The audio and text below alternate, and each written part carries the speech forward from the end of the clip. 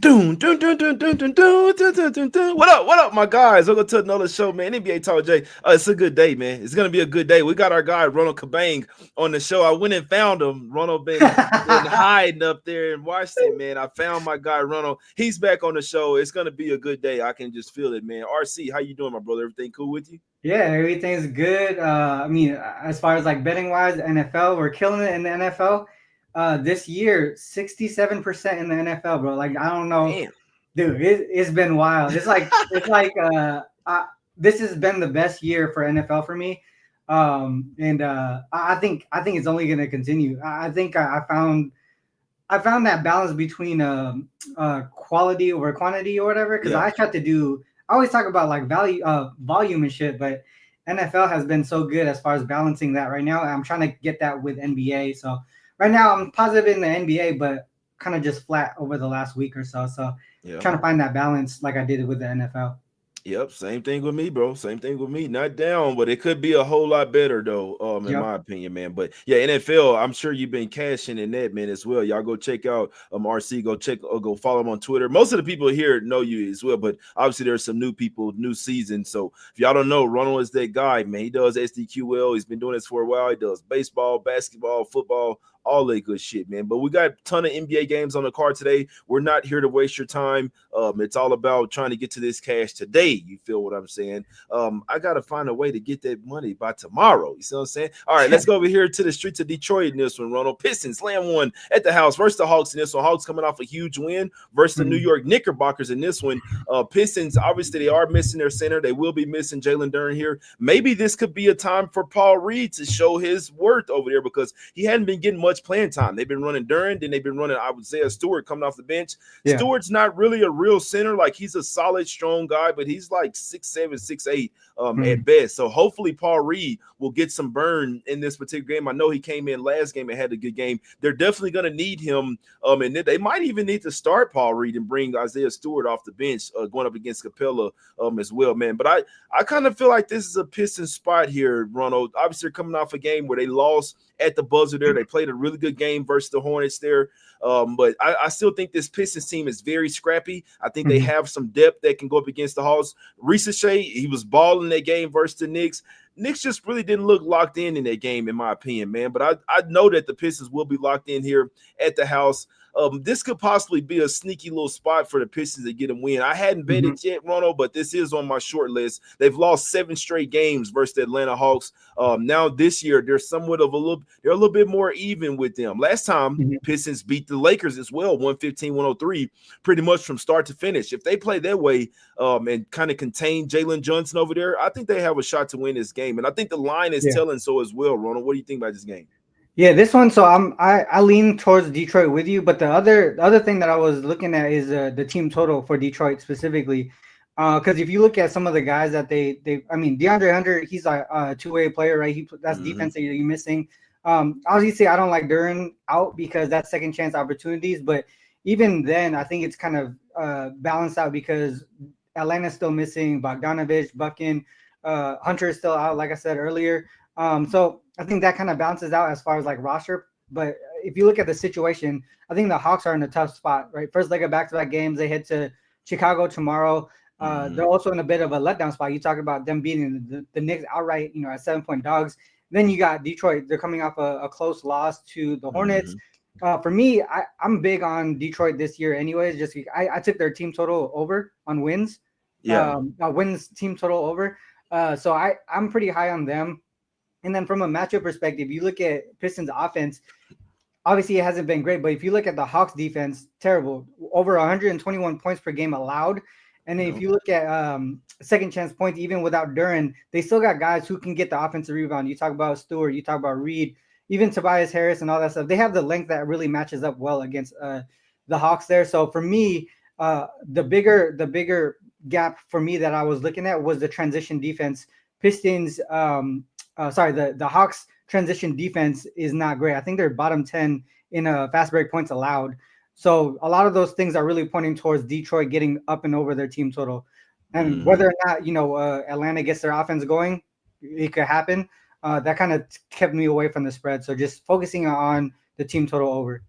Yeah, no, it's a fact. We saw that the Hawks have not been a good spread again. Once again, no surprise as well. The Hawks have not been a good team at covering the spread. They have not covered back-to-back spreads this season as well. Last Mhm. year, they started off horrible against the spread. I don't remember exact numbers, but they started off so bad against the spread. This Hawks team, like I said, they have some really good pieces. Shea came off and balled versus off the bench last game. Mhm. Jalen Johnson is a fucking baller. I said to myself last game, if Jalen Johnson is ever out for the Hawks, definitely want to fade that team. He's not out for this game, but I'm just saying he means Mhm. that much to the team. If he's ever out, they're an absolute fade.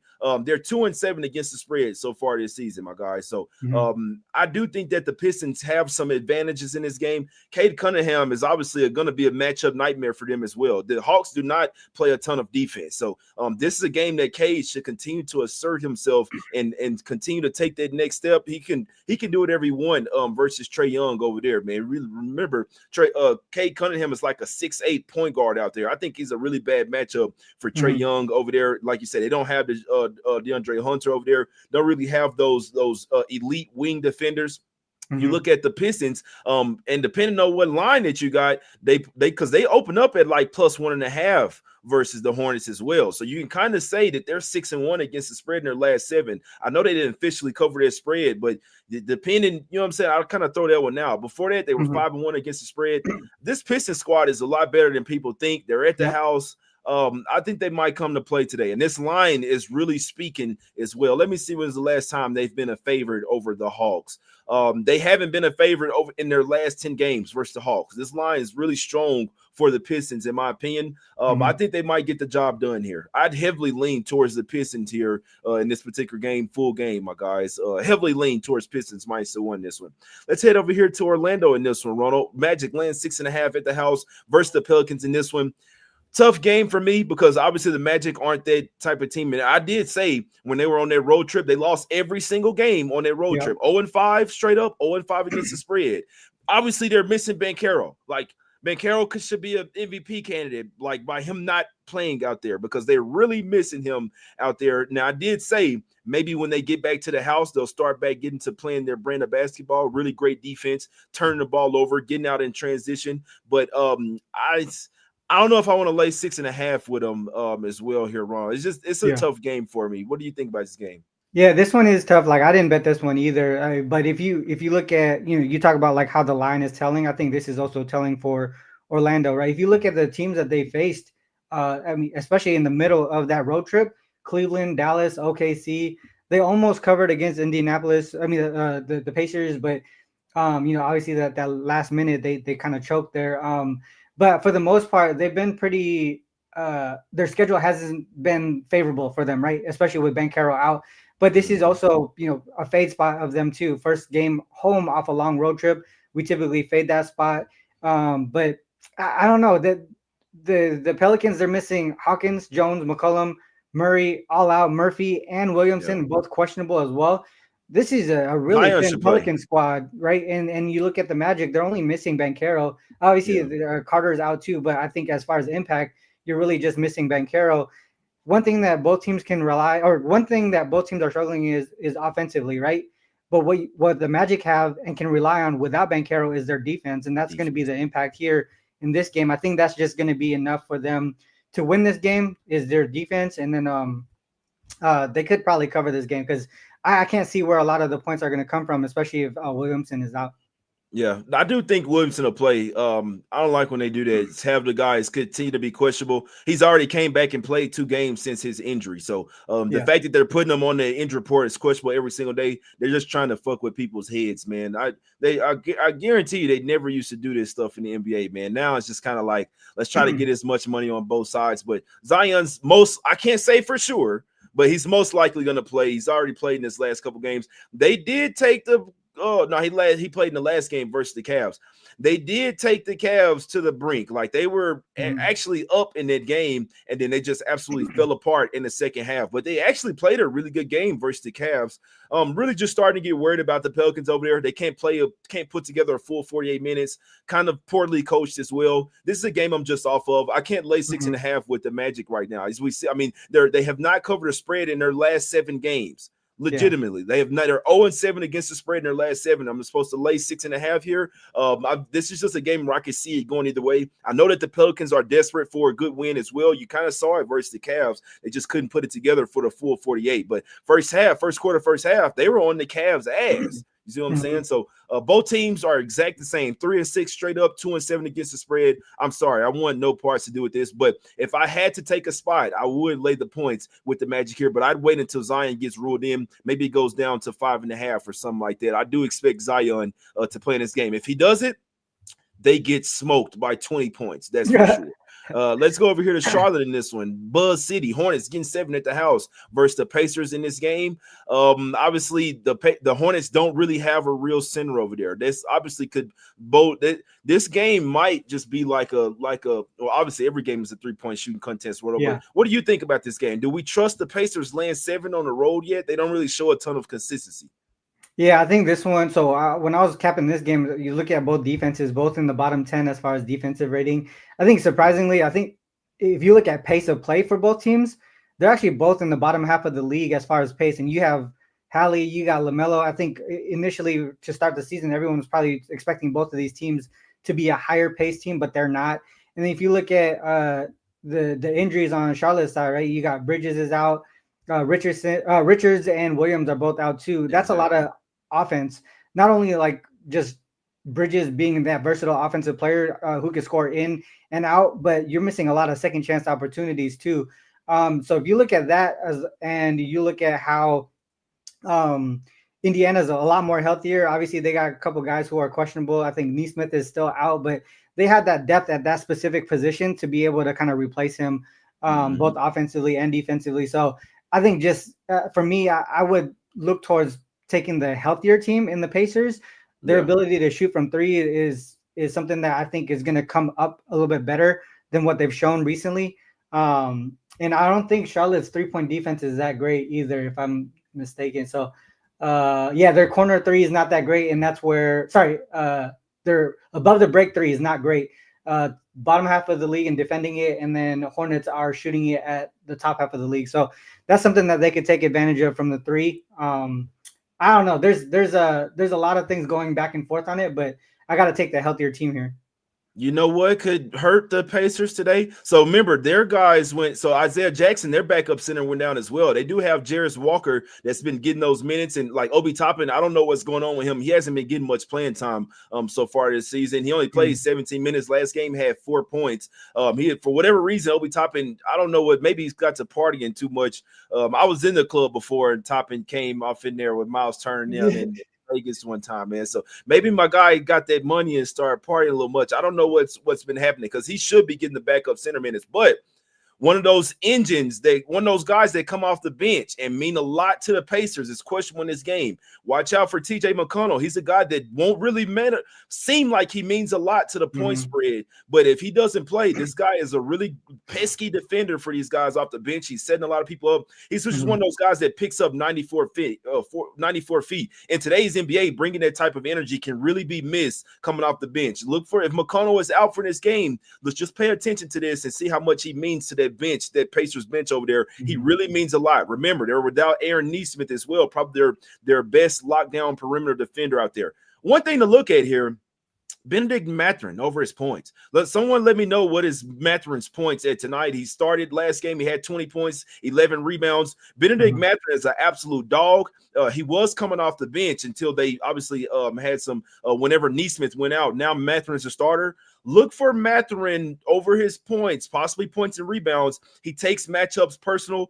This guy is an absolute dog, man. He's another one of those guys that when he's out, it doesn't really pay attention to the point spread. It doesn't matter to the point spread. They say his points at 18. I think Mathurin could go for another 20 points. I mean, this total, Ronald, is sitting at 236. There's room for Mathurin to ball in there and get 20 points, bro. This guy get to the free throw line. He can shoot threes, mid-range, get to the paint, dunk, like layup, whatever. So I'm saying plays defense. I really like Benedict Mathurin as a young player. If his points at 18, I think that would be my best look for this game, for him to go for 20 points once again, in my opinion, Ronald. I think Benedict Mathurin is a really solid look here. Obviously, they're going to be focused in on Halliburton. Halliburton had been really getting his assists, man. He only had 4 assists last game. That's got to come up. In this game with a ton of points likely to be scored, I look for Halliburton to get back on his assists, and I'd look for Mathurin to assert himself here once again. He led them in scoring versus the Magic over there. I think Benedict Mathurin is a really good look here, Ronald. Any looks on some possible props here? Yeah, I think that Mathurin look is good because if you look at their fast break defense on the Hornets side, they're one of the worst teams in fast break points allowed.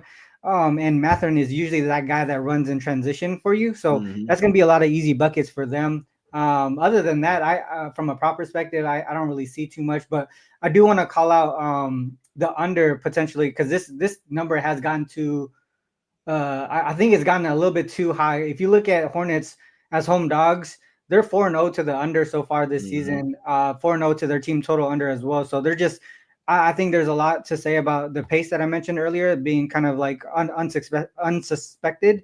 So the books are still not adjusting to the fact that they're not a fast-paced team, right? That this is just how they play.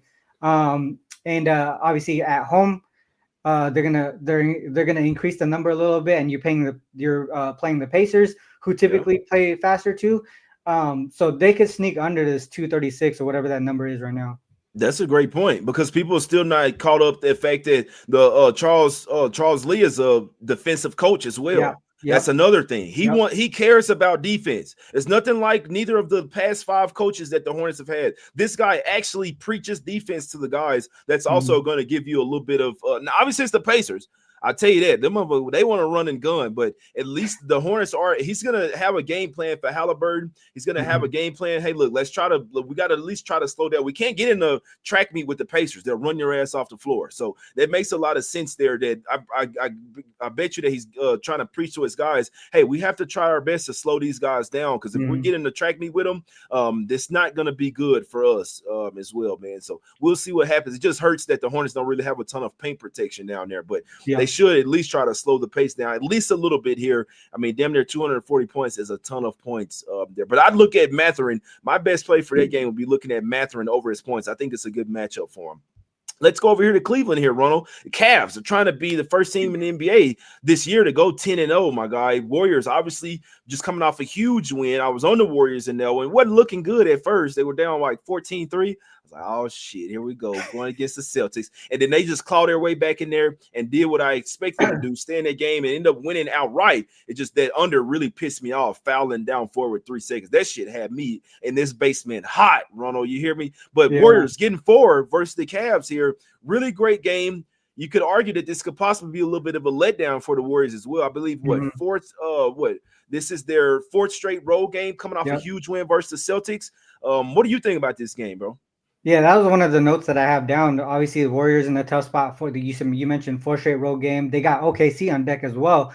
That's a more of a important game than this non-conference one, right? And then you have Cavs. They're in somewhat of a tough spot too. First leg of back-to-back games. I know it's Brooklyn on deck, but Brooklyn's been kind of surprising a lot of people as well with their defense and how they're playing. But I think if you look at this right now, both offensively and defensively, they're both playing really well right now. I think the schedule has a lot to do with it. If you look at some of the teams that they've been facing, I would actually look towards the under in this one. If you look at the Cavs, they're playing a quicker pace this season. But if you look at their effective field goal percentage, 61%, dude, that's not sustainable. I don't think that's something that's going to continue. I think Golden State might be the best defense they've faced so far this season. So some of the numbers are going to come down there. If you're looking at the Warriors side, they've also had a pretty easy schedule for their offense as well. If you look at the teams that they face, Utah, some other non-defensive playing teams. So a lot of things are pointing towards their advanced metrics on the offensive side of the ball being a little bit misleading because of that. And then if you look at it from a matchup perspective, a lot of things that each team does well offensively, the other team defends really well. And then I think from a side perspective, if you look at the Cavs 3-point defense, that's the only thing that they don't do well is defend the 3-point. And we know that the Warriors really rely on that. So I would look towards the Warriors or the under in this one. I think the total's at 230 or 231. I would look towards the under, but specifically, if you want to just pivot a little bit, I would actually look towards the Cavs team total under the most. They're favored. They're at home. You're looking towards the under. I like taking team total unders on the home favorites the most because those are the numbers that are typically inflated. Juiced up. So Yeah. yeah, The fact. so Yeah, 117.5. yeah, so I would look towards an under team total on the Cavs side if I was to bet this one. Yeah, I could see it, man. I want to take under here. Just that last game, bro. There's no way. There's no reason why that game went over versus Celtics, bro. Like, there's no fucking way, man. But Yeah. anyway, shout out to Gravy Bets in the chat. Benedict Mathurin over 23.5 points and rebounds. That's a really good look, man. I'm sorry. That's a really good look, to be honest with you. They're liking Cavs in the chat. My guy says book it, that he likes the Cavs here minus the 4 as well. Cavs first half for Mark Hill and there 770 figures said Cavs top. He said they smack him up. You know what? Possibly look for Curry going over. Yeah, Lewis listens to the show. This is what I've been talking about lately. And it makes perfect sense. This is why they're not good at defending the 3, Ronald. Darius Garland and Donovan Mitchell, they just want to score. They're not really paying a lot of attention. First off, they're already small guards in the NBA. You see what I'm saying? These guys are like 6'1", 6'2", 6'3" at the tallest. These are very small guards for the NBA. The opposing point guards tear their ass up. Damian Lillard did it twice. Smoked these boys both games. It's a perfect matchup for Curry to go crazy in this game. Like you said, unless they're putting unless they end up starting a Okoro or something like that and putting him on Curry, Mitchell or Garland will get absolutely cooked by Curry as well. And they don't even really care enough about defense to be chasing him around screens and stuff. This sets up. Could be something to go with all season. Down low, teams are going to struggle versus the Cavs with Mobley and Allen down there. Up top, the point guard, if you have a good scoring point guard, that's how you beat the Cavs there, guys. So Lewis really has been listening to the show. Can I talk you off looking at Curry's points in this one? That's the one kryptonite for this Cavs defense is really great scoring point guards. And it makes perfect sense as well, man. So I think that's a really good look there. I think specifically from 3, because if I'm looking at it right now, Cavs corner 3 defense, 23rd in the league. Cavs above the break 3 defense, 27th in the league. Yeah. And if you look at the Warriors side, they're 5th in the corner 3 and 6th in above the break 3. That's the biggest gap between both of these teams in any scoring factor or whatever. So if you're looking at props too, you would probably look at 3s, but they could be juiced up in this spot. Yeah, no, that makes sense. Curry over 24.5, man. Hey, I'm not going to talk you off right there. You see what I'm saying?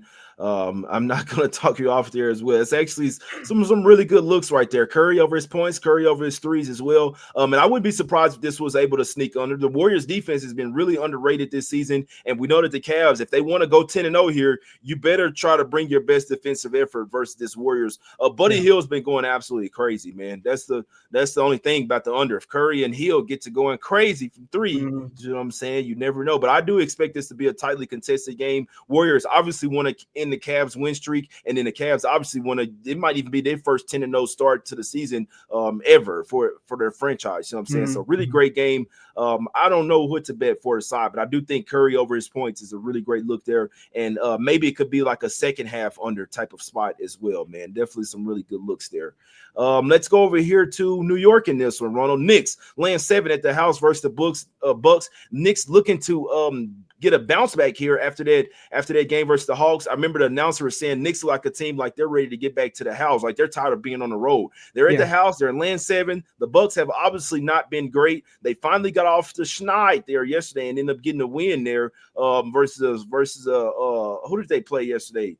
Somebody that was trash. Who did they play yesterday, Ronald? I'm watching the game too. I just can't remember. Yeah, they were playing the Jazz. I'm watching the game, but I forgot, man. But what do you think about this game? Should we lay the points with the Knicks here? Seems easy to lay the points with the Knicks here. Yeah, I mean, from a side perspective, this one was tough. I think they're both in kind of tough spots right now. If you look at the Bucks, right, second leg of back-to-back games, they got Celtics on deck too in a couple of days. And if you look at the Knicks side, obviously they want to bounce back after that loss to the Hawks, but they have the rest advantage. But first game home off a 4-game road trip, we talked about that earlier, sort of a fade spot. So one thing that I was looking at in this one is actually to the total again. I like the under. I would lean towards the under heavily on this one. Offensively, the Knicks, they do look better. I figured something out last night, Ronald. Keep going. I got to look for this line. The Knicks, they look better offensively. I feel like more in sync on the season. But if you look at them towards the latter part of this road trip, their offense started to fade. And in Milwaukee, they had a growth start to the season. If you look at they've had to travel every game so far this season. I think that's 8 straight travel spots. So if you look at just based on schedule, travel situation, fatigue, a lot of things are pointing towards an under to me. Knicks dead last in the league in pace. If you look at some of the in-season trends, Knicks 3-0 to the under when they're more rested than their opponent. 2-0 to the under as home favorites. Bucks 1-0 to the under. Second leg of back-to-back games. The total is at 223 in a Bucks game. A lot of things are aligning for an under type play for me. You know what everything is aligning for? Pay attention to this guy. And I missed out on some money yesterday, Ronald. This guy, Jackson, what's his name? AJ Jackson? Yeah. So he replaced Gary Trent Jr. into this is why you have to watch the games and kind of know basketball. So this guy replaced Andre Jackson. So he they got an AJ Green and then they got Andre Jackson. But well, I think it's like his name is Andre Jackson Jr. So it could be either one. Regardless of that, they had his assist at 1.5. Bro, I've been watching him. And this is from the beat right here. When they said when he's out there, he's literally out there to get Dame the ball, to set screens and get Dame the ball. Bro, they had his assist at over 1.5 yesterday. He had 4 assists through three quarters. I said, this is something that's going to be worth looking at because he's just one of these type of hustle type of guys. But when he's out there, he's making sure he's setting screens and he's getting Dame the ball, and Dame is usually wide open. This guy is actually a really good underrated, like he's one of those glue type of guys. It's not going to score Josh Hart. Compare all the glue guys to Josh Hart. Exactly. But this guy is, if they don't have it right now in Caesars. If you can find Andre Jackson's assist and they have it at 1.5, I think this is a smash spot today on this assist. Now, obviously, props, you can't get up much money down, but this is something that came to me yesterday. I'm watching the game. I said, bro, this guy is gonna be getting assists. It's just the way that he plays. It's like he's like the main dribble handoff type of guy. You see what I'm saying? Yeah. He added 1.5 yesterday. He got 4 with ease. Could have had even more. I think that's going to be a really good look until the Bucks catch up with that. Pay attention when they put his assist out. If they still starting, they have to put that shit out. They scared. The Bucks, y'all know how it is. Them props when it's something that's good, they be scared of that shit, man. Andre Jackson over his assist, man. If they put it at 1.5 again, I'm doing my best to get everything I can down on that. That number is too low, and as him a starter getting 20-30 minutes. He will continue to go over that 1.5 assists. If anybody has that shit in the chat, just let me know, man. What book they have Andre Jackson's assist up for the Bucks. He's starting now. They looked a lot better with him starting as well. He's doing a lot better than Gary Trent Jr. Pay attention to that. If they have it at 1.5 assists, I'd even take 2.5 assists as well. But 1.5. That's a fucking goal right there. That's something I was thinking about all last night. And when you said the Bucks and they're playing again, I'm like, that's something that I want to look ahead to, man. Look at his assist there because his main job out there is to get Dame open, and he does a really good job at it as well. That's just something.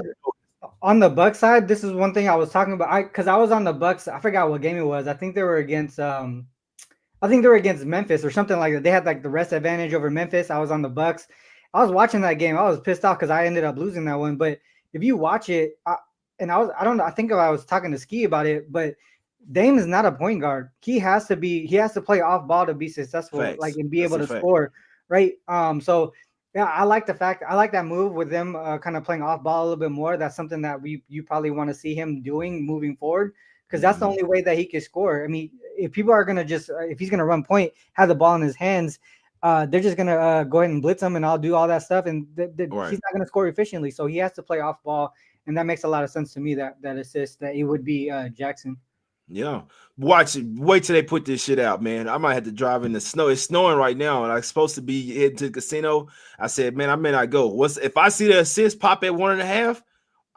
I'm be in that snow today. You see what I'm saying? I'm telling you that right now. Let's go over here to keep an eye on that, guys.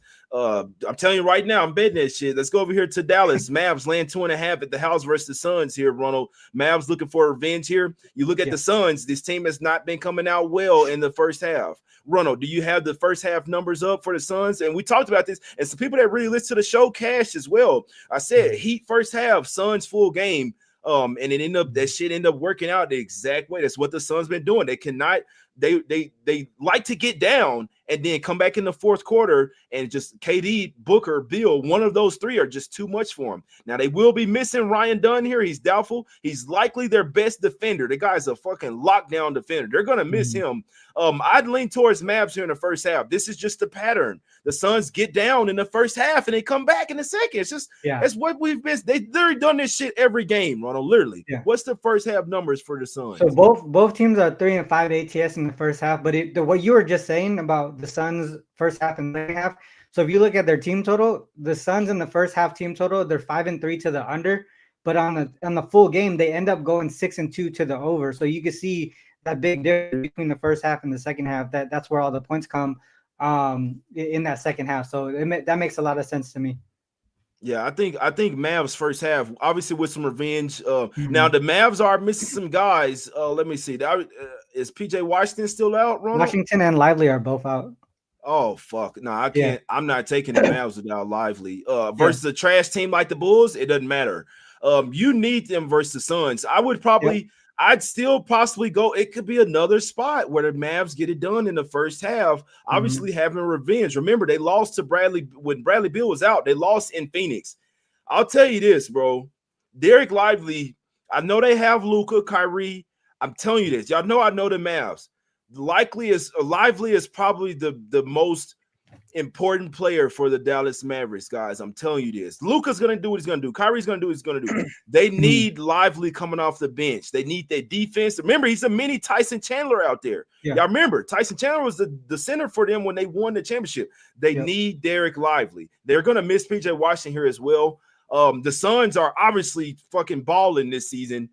I don't want to bet Mavs here full game. Not without Lively. I need the little 20 minutes. I need those lobs. I need that defensive paint protection as well. I still think they can get it done in the first half, but full game, Suns might do what they keep doing, man. And that's come back and winning close games, guys. That's what the Suns. They're a lot better coach team this year. If I'm betting the Mavs, I'm taking them first half. Full game, I still have to lean to like Lively and Washington. That's a pretty big deal there, in my opinion. Kind of want to run it back with Najee Marshall over his points, man. Kind of want to run it back. He didn't get over 9.5 last game. I believe it's 7.5 this time. I think Najee Marshall this time around could possibly get over his points. He is a dog. What do you think here, Ronald? Yeah, you brought up a lot of good points. Like the double-digit revenge spot right here for the Mavs, right? Typically, you would want to bounce back especially with the Mavs. But I think without Lively in Washington, obviously they took care of business against Chicago. This is a different team, like you said. This is a different matchup with how Phoenix is able to score in the paint and also from the mid-range. Suns, more balanced team offensively. Mavs 28th in fast break defense. Suns are 6th in fast break points per game. So that's something that they could take advantage of. And not having Lively or PJ there to defend in transition makes it even worse, right? This is another opportunity for Phoenix to really take advantage of that. Like a lot of things they do offensively well, surround Lively, PJ, and I mean Gafford's there for a little bit, but he can't play the whole game, right? That offense right there with the pick and pop, and then also the roll with Luka, with Lively and Clay. That play right there can't be done with the same roster that they have right now, right? So, there's a lot of things that are pointing towards the Suns on the full game for me. I would look to them plus the points here. Man, the Suns balling this year, man. I'm telling you this. Why they don't want to put out Najee Marshall points, man? They scared or what? So it looks like DraftKings has it. You can get 8 over 7.5 is minus 155. 9 over 8.5 is minus 110. I kind of want to run it back with Najee Marshall plus the point over his points in this game, man. He didn't, for whatever reason, he get a ton of playing time last game. He still got 8 points. I kind of feel like I want to run that back with Najee Marshall in this one. But I'd be looking at Mavs first half, and I'd be looking at Suns full game. And then obviously, if you think they're going to be down at the half, you could possibly even get a better number with Suns full game. I guarantee you, people that's been live betting the Suns have been making a killing so far this season. They'll get down 18 points and come back and win the game. That's just been the pattern. We're following patterns here. That's what the Suns do, man. They're a second half. They're a fourth quarter team, opposite of what they were last year. I think this could be another spot where Mavs first half, Suns full game comes through in this one, man. But Najee Marshall points is speaking to me here once again, Ronald. Let's go over here to Boston. Celtics land 13 at the house versus the Nets, Ronald.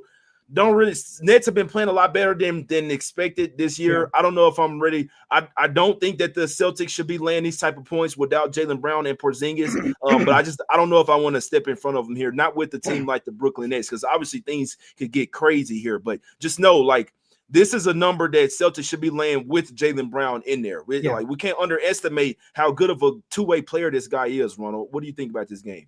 Yeah, this one is tough too. I stayed off of this game specifically just because I think everyone's going to run to the window with Boston coming off of the loss, right? Facing a team that a lot of people expected to be terrible. Obviously, the Nets are surprising a lot of teams, but they're also on the first leg of back-to-back games. They do travel to Cleveland tomorrow. I looked at Boston following a loss, straight up loss since last season. 15-4 straight up, but only 11-8 against the spread. So it's not like they bounce back off the win side. Doesn't necessarily mean they're going to cover, especially a number like this. But another thing to mention though, the Nets, as far as like matchup, you're looking at stats and matchup wise, it's not a really great matchup for them. A lot of things that they do well, the Celtics can limit. Nets rely on forcing turnovers. That's one of the best things that they do defensively. But the best team as far as taking care of the ball, number one in turnover rate, is actually Boston. Above the break threes, Boston is allowing teams to shoot just 33% from three above the break three. And that's where the Nets really rely too on their offense. So if I was to bet anything, I could probably see the Nets staying close in the first half, but then Boston closing out strong. But I think overall, I would look towards Boston to come back defensively and limit the Nets. Just like I said earlier, a lot of things that the Nets do well offensively, the Boston Celtics can defend it pretty well. So I would look towards Nets team total under. That would probably be the best way to go for me. Bro, Tatum triple-double is at plus 1,700, bro. Oh, wait, Nets first half is actually – I have it down as 8-0 ATS in the first half. So, like I said, first half, Nets could probably stay close, and then – They are the best team. Yeah, shit. Bro, they've been covering the shit out them spreads in the first half, Ronald. I kind of feel like Tatum triple-double is fucking speaking to me here, bro. Shit, even just double-double is plus 150. Tatum do whatever the fuck he want in this game, bro. I'm serious. Tatum do whatever the hell he want. Tatum double plus 150 is crazy. I think who might be able to go off today is Derek White, though, because he got Cam Thomas on him. Cam Thomas is more of a scorer. He's exactly. Only a scorer. I can go put up 20 versus Cam Thomas.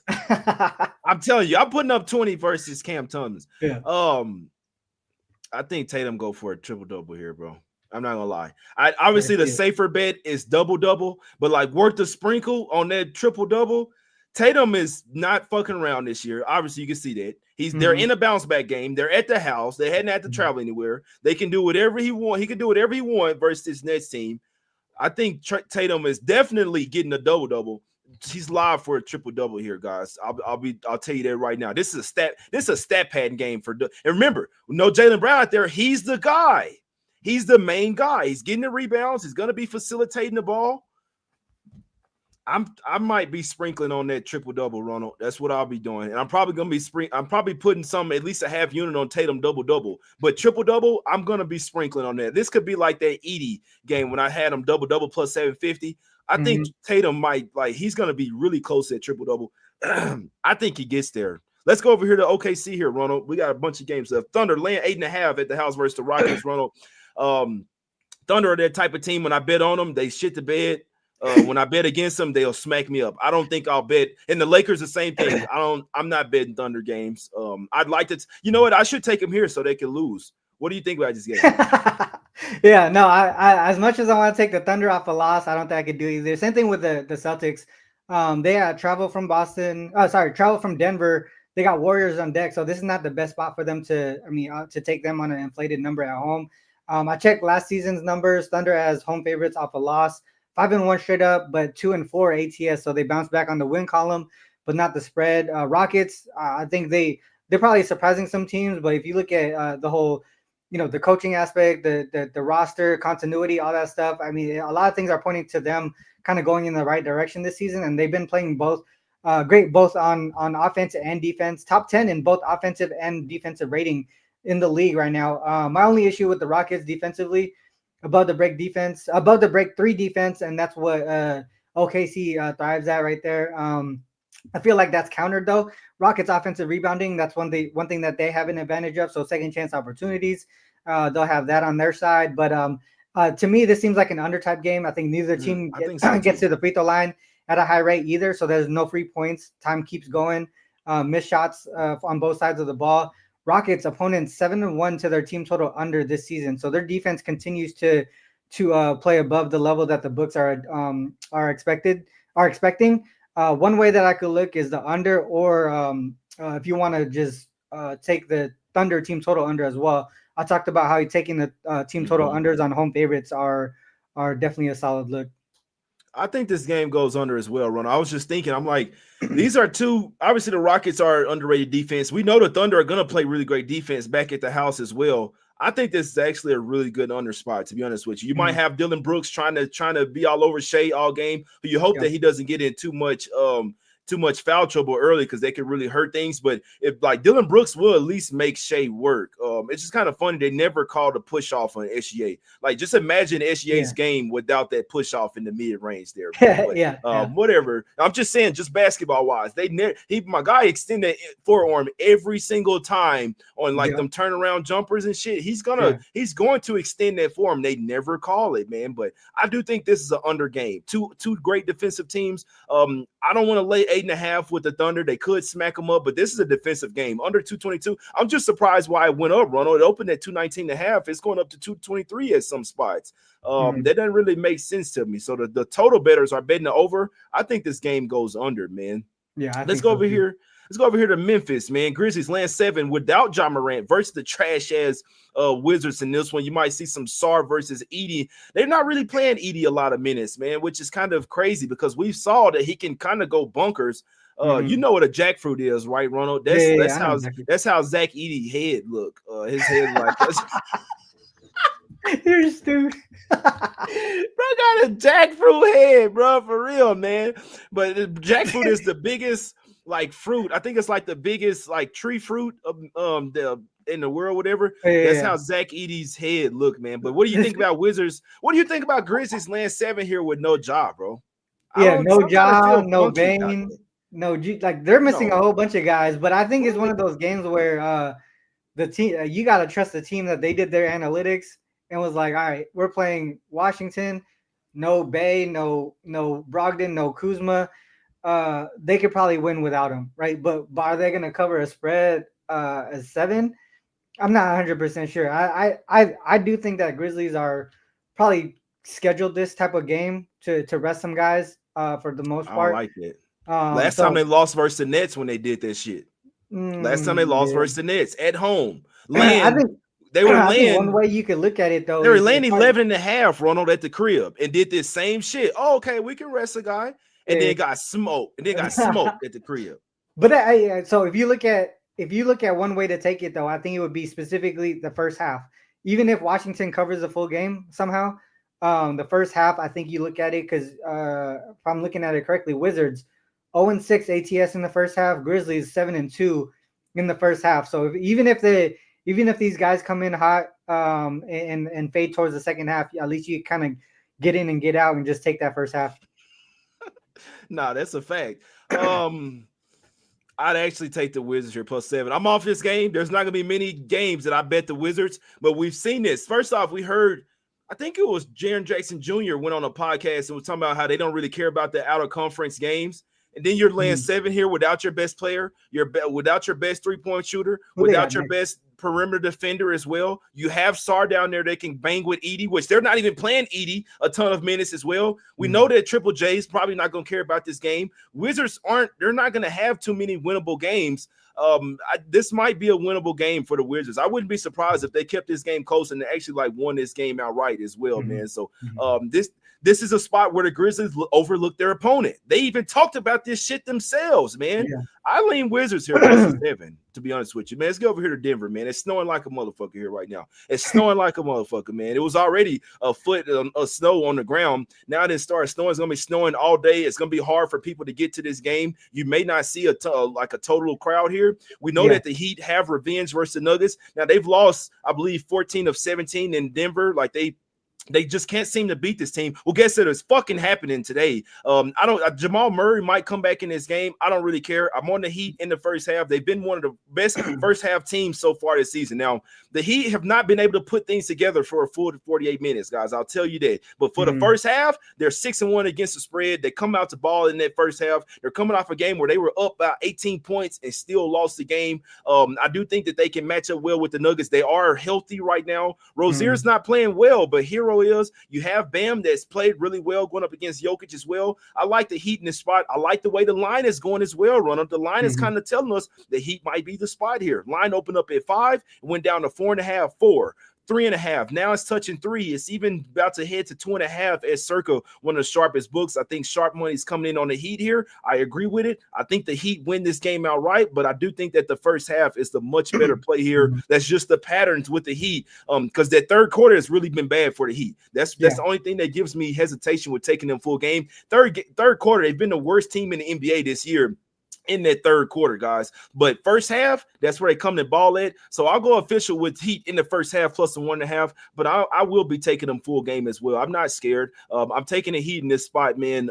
It's just what I'm doing, man. What do you think about this game, Ronald? Yeah, I think that, Heat coming off a couple good close losses, right? Phoenix and Sacramento. I think without Aaron Gordon, the Nuggets are probably a tier below the Kings and the Suns. Somewhat of a letdown spot for the Nuggets as well, right? Coming off of that win over the Thunder. We know bench players, obviously Gordon. I think Gordon's first game completely out was last game.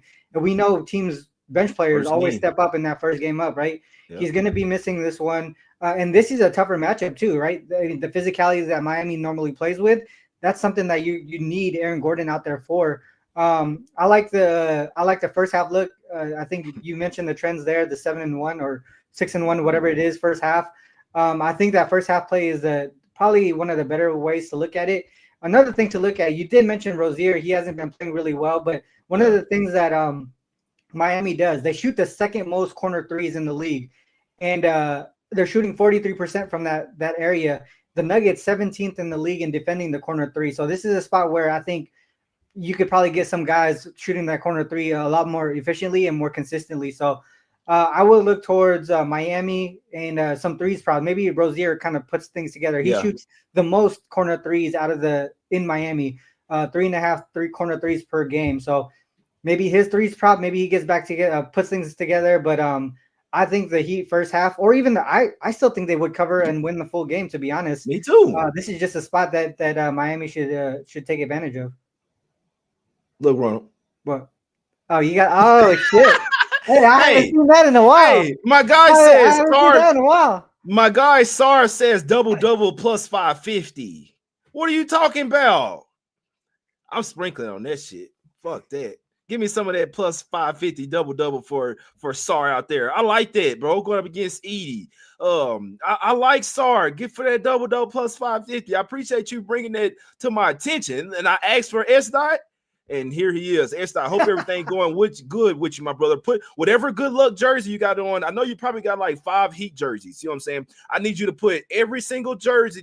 I need you to put the hat, the socks, and your good luck jersey on 3 jerseys. You know how they be layering the jersey? All 3 of them shits, Esther. We need them boys to assemble this game. I need the Heat, man. This is a spot that I had circle. I do really like the Heat in the first half, and that could happen, Dirty Jerz. Heat first half, Nuggets second half, but I really like the Heat in the first half in this one, my brother. I really like this spot for them. Plus 1.5 money line, all that good stuff, man. Shout out to Fender Dinner coming from Kentucky as well. Shout out to the Golden Eagle as well, man. But Heat first half for me official. And then I also like them full game as well. If Murray's in, you'll get a little bit better number. I will like it even more if Jamal Murray comes back today. I have someone that's close to the team. He says that Murray could possibly come back today. So if you want, you could possibly wait on this one. It might go back up to 4.5. But I like Heat, and it goes back up because last night on the Action Podcast, I gave out Heat first half plus 2.5. It's down to 1.5. I like that. If it goes back up, I'll take the shit again. I ain't scared. I like that SAR double. That shit speaks to me. Let's go over here to your spot here. Ronald. Wolves laying 12 at the house versus the Blazers. Yeah, this is actually the only bet I actually placed today. Both teams on the second leg of back-to-back games. Both teams had travel, but if you look at the Blazers, they've traveled for 7 straight games now. Clear Mm-hmm. fatigue spot there. Advantage on the offensive side of the ball towards the Wolves by a huge margin. They can light it up real quick, right? They scored nearly 80 points in the second half yesterday. I had the Wolves too. They scored 35 in the fourth quarter. They can make it whenever they want, especially Ronald, against a team like the Ronald, Clippers. Was good. you're breaking up just a little bit. Let me see. Hold on. So hold on, and then Fresh. back in. Hold on, let me see. Yeah, Refresh. refresh it. Yeah, refresh it real quick, Ronald. I'm trying to see what this star double is right now. You see what I'm saying? I'm gonna pop that shit right now. You dig me? Let me see. Star double plus 550. There's no way that's worth a sprinkle, my guys. I'm telling you this. That's worth a sprinkle, man. That's worth a sprinkle. That Alex Sar plus 550, bro. You back, Ronald? You We're nice good? and clear now. Yes, Okay, sir. perfect. Yeah, so I think the offense is going to be a huge gap. I think if you look at the schedule, I think a lot of people are saying, oh, Wolves aren't as good as what they are or as they should be. But if you look at their schedule, right, they dominate against the weaker teams. Double-digit win against the Raptors, even in a sandwich spot between the Kings and the Mavs. Double-digit wins over the Hornets and the Bulls. They lost to the Spurs, but they were on a second leg of back-to-back games, and they beat the Nuggets the night before. So that They was a got tough in at spot 4 for them. a.m. Yeah, Ronald, they exactly. had got So in at 4 a.m. it was a today. tough spot for them. So all these losses or all, whatever losses that they had that looked bad, there was a reason for it. But they dominate against these lower tier teams. That's what I see here today. I think when I make a bet, right, an official play, the matchup aligns, the stats align, the situation align. Mhm. One of the bigger trends that I've followed over the last few seasons since 2019, divisional home favorites playing second leg of back-to-back games. 26-3 straight up, 23-6 ATS. This is a spot that the Wolves are in. And if you look at the biggest advantage on the offensive side of the ball, I think it's going to come from the threes because that's where Minnesota has been shooting really well and defending for Portland has been the worst three-point shooting defense or whatever you want to call it. So I took Minnesota minus 12. That makes a ton of sense, bro. I'm not gonna lie to you. That shit makes a ton of sense. If the line looks high, it's like you want to take that underdog. But we saw the Wolves kind of BSing around yesterday, and obviously it's really more of a bet against spot versus the underdog here versus the Blazers as well. If they get smacked up versus Spurs, the Wolves might smoke their ass by 30-some points. You see what I'm saying? So that's a really good look there. All my SD, it must be a really good spot, like I told you, because my guy YBB that was on the show yesterday is on it. You're on it. See what I'm saying? So it must be a really good look there with the Wolves. I had this spot locked in since like the 4th because it already popped up on my systems and shit. So like there's a lot of things that I've already seen. Like I got plays for the 10th, I got plays for the 15th that popped up, just situational stuff. And you have these things in your head. That's the crazy thing that ever since we've been working together, I always call it out. Like, dude, the things that I have here that pop up with a computer, that's just in your head, which is crazy to me.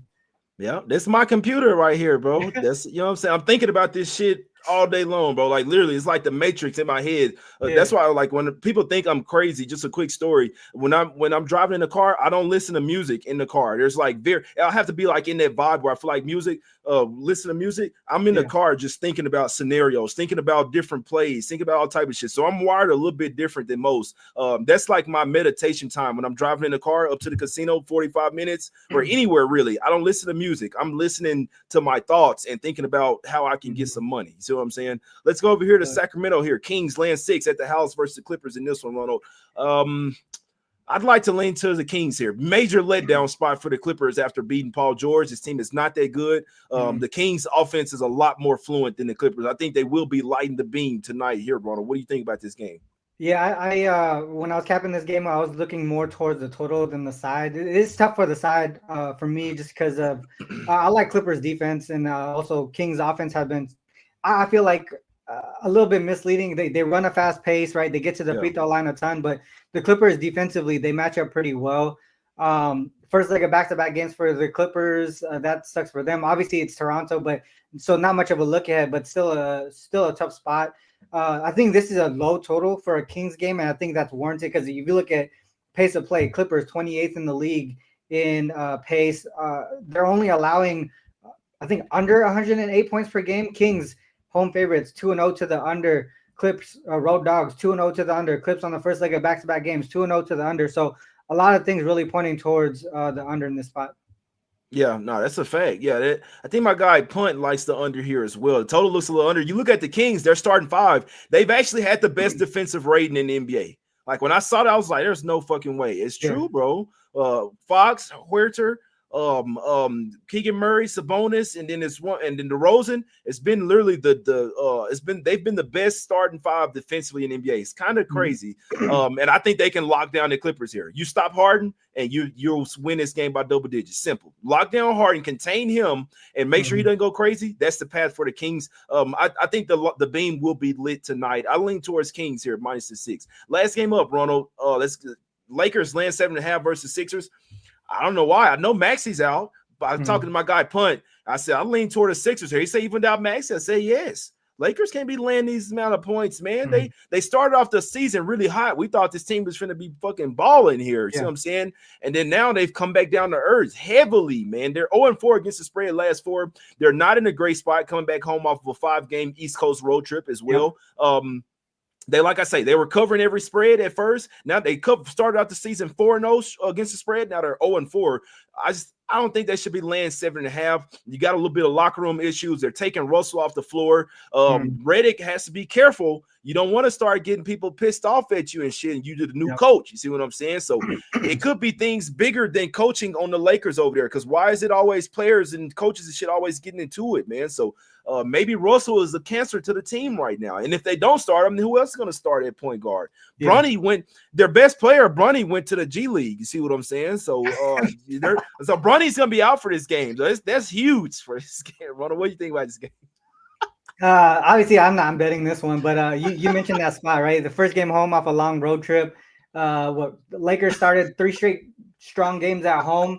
On the road, they went 1-4 straight up, 1-4 ATS as well. So I don't think I could back the Lakers here, but I can't back Philly either, just because I don't think their roster makeup is that great right now without Maxi.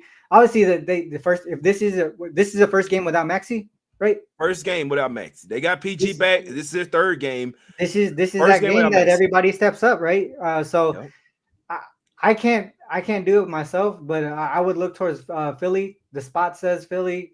First game home off of that long road trip. The whole key player missing spot, all that stuff, kind of pointing towards Philly. It's just if it was like a 9 or a 10, I would definitely be on Philly right now, especially with Lakers being at home. But I just can't do it, not with my money. Yeah, AD dealing with plantar fasciitis. Yeah, we just said that right before the show too. We did. Yep. First name Anthony, last name Glass. Don't be surprised if he's headed to the locker room. All right, let's get out of here, Ronald. What do you like on the card today, my brother? What we cashing? I only got one bet on my premium card, and that's the Wolves. Wolves minus 12. I'll probably go through all the notes that we went through during the show and see if I can add stuff. I do like Miami. I kind of want to wait for Jamal Murray, though. Jamal Murray, yeah, because I want that better number, because you got a better number, and it started moving. So if he gets in, I could probably get where you got in. Yeah, no, that's a fact, man. This is what I'm looking at on every single game, guys. This is what I'm looking at on every single game. Pistons. I don't really have a good look for the Pelicans Magic, not gonna lie to you. The Hornets game, Hornets Pacers, I look for Mathurin over his points and rebounds, 23.5. I think that's a really good look. Warriors Cavs, Steph Curry over his points should be a really good look, and wouldn't be surprised if this was a sneakily really good defensive stalwart type of game and went under the 231. But point guards going up against the Cavs defenders has been a really good look, a scoring point guard as well. Bucks Knicks, look for Andre Jackson. Soon as them assists pops, I'm telling you, if it's at 1.5, we smacking that, we smoking that, we smoking on Andre Jackson assist pack today, man. Suns Mavs. I look at the Mavs in the first half and then Suns full game. And you could do those together as well if you wanted to. But Mavs first half, Suns full game should be a really good look there. Saw a lot of people saying that Luka over his points, he always smashes Suns going up against Booker. It could be a good look as well. Nets Celtics. Jason Tatum double plus 150. What are we doing here? Also a sprinkle with the Jason Tatum triple double plus 1700. You possibly could find a better number. That's just where I looked at. I think Tatum, this is a MVP building case type of game for him there, and also Ben Simmons rebounds assists is not a bad look there as well. But Tatum double is a really good look there. Thunder Rockets could definitely see the under hitting in that game. Wizards Grizzlies. Sarr.